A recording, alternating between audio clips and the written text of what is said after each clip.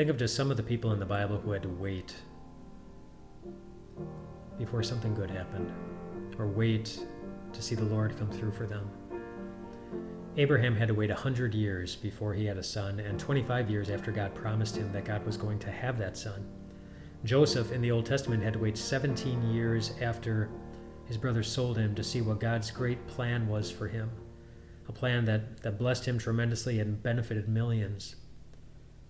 The Apostle Paul had to wait until he got to heaven, it seems, before he was relieved of his thorn in the flesh. Adam, the original Adam, had to wait over 900 years before he felt perfect again. A boy who was possessed by demons had to wait his entire life before Jesus set him free from them. A man who was crippled 38 years had to wait 38 years before he could walk again. Jesus' disciples all had to wait. And while it was only 3 days,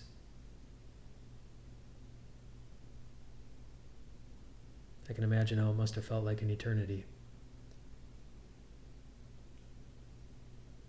After their friend died right in front of them, they had to wait to see that he really is capable of keeping any promise he gives them,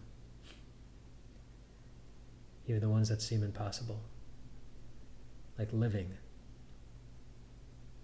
after you've died. Since the beginning of the Bible recording history, God was communicating with his people,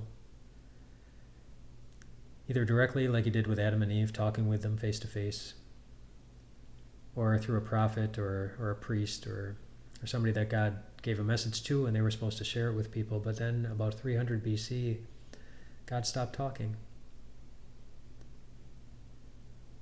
And I bet people wondered, why is God not talking to us anymore?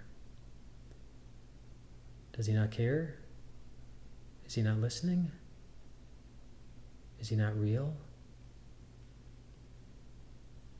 And they waited. And they waited. And they waited about 300 years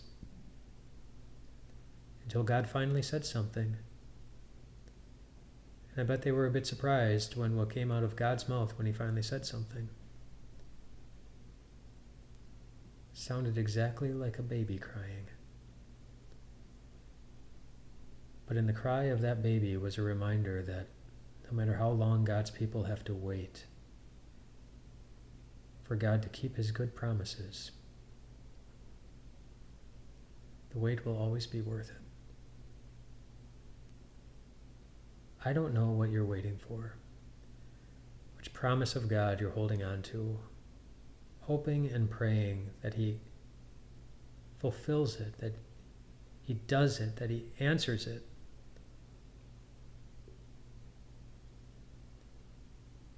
I don't know how tired you're getting, or frustrated, or if you're losing faith.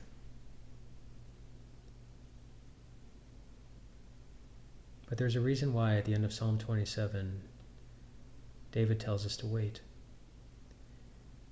Wait for the Lord. Be strong and take heart.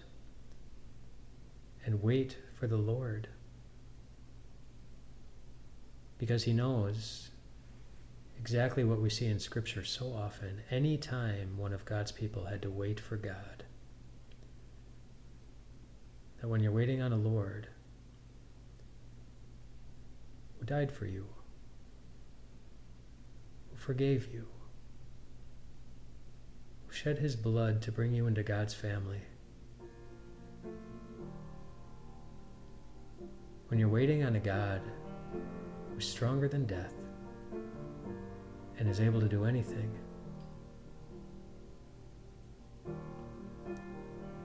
your wait's going to be worth it. Your wait's going to be worth it. So rest well tonight, my friends.